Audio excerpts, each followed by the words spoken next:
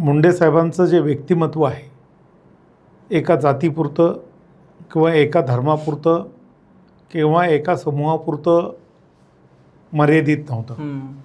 गोपीनाथजी मुंडे साहेब जे होते तो अनंतांचा नाथ होता. बरोबर.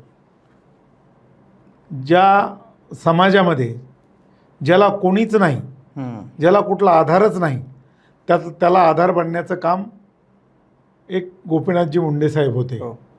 आणि 3 तारीख माझ्याच जीवनातील नाही तर संबंध महाराष्ट्रातल्या शोषित, पीडित, वंचित समाजासाठी अत्यंत काळा दिवस होता.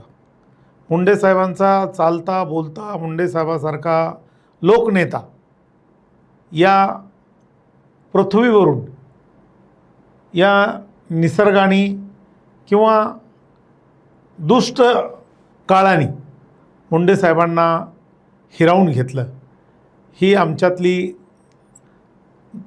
सगळ्यात मोठी दुर्दैवी घटना.